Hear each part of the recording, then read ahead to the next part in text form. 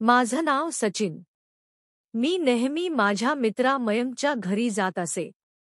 त्याचे वडील गेले होते आणि घरात फक्त त्याची आई, जिला आम्ही सगळे आंटी म्हणायचो, राहायच्या. त्यांच्या डोळ्यात कायम एक थकवा आणि एकटेपणाची छाया दिसायची. एकदा माझा मोबाईल तिथे राहून गेला. परत घ्यायला गेलो तर आंटी हलकीशी हसल्या आणि म्हणाल्या, "सचिन, तुझ्या फोनमध्ये व्हिडिओ पाहिले. मजेशीर आहेत."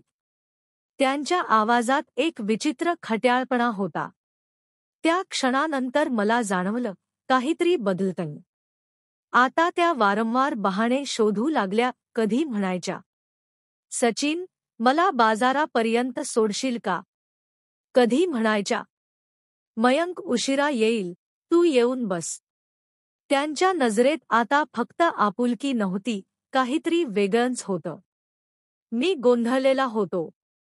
मी स्वतःला समजावलं, ही माझ्या मित्राची आई आहे. पण त्यांच्या डोळ्यांतील रिकामेपणा मला खेचत होता. आमचं एकट्याने भेटणं सुरू झालं. बोलणं लांबत गेलं. एका संध्याकाळी दोघंही शांतपणे बसले होते. नजरा भिडल्या. आंटीच्या हातावर सचिनचा हात गेला. क्षणभर कोणीही काही बोललं नाही.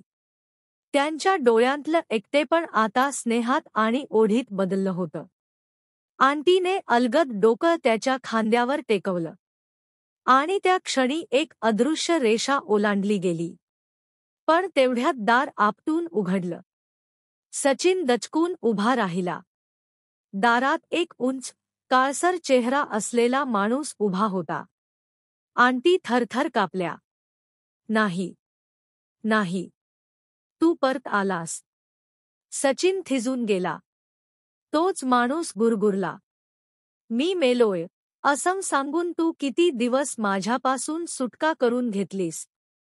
आणि आता या मुलाला फसवत आहेस." सचिनला समजलं, हा आंटींचा नवरा आहे, जो जिवंतच होता.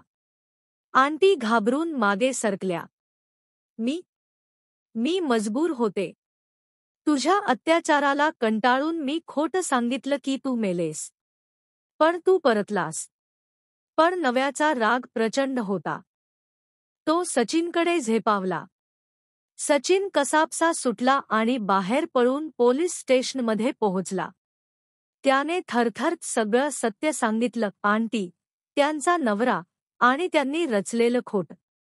पोलीस तातडीने घटनास्थळी पोचले. आंटीचा नवरा तिथेच सापडला. त्यांना ताबडतोब अटक झाली. पत्नीला ब्लॅकमेल करणं, अत्याचार करणं आणि स्वतःच्या मृत्यूचा खोटा खेळ रचून लोकांची दिशाभूल करणं, हे सर्व सिद्ध झालं. सचिनच्या मनात अजूनही धडधड होती. पण त्याला जाणवलं, सावल्यांचा खेळ अखेर संपला. आता पुढची खरी लढाई न्यायालयात होणार होती. पण निदान त्याने जे पाहिलं ते सत्य पोलिसांपर्यंत पोचलं होतं.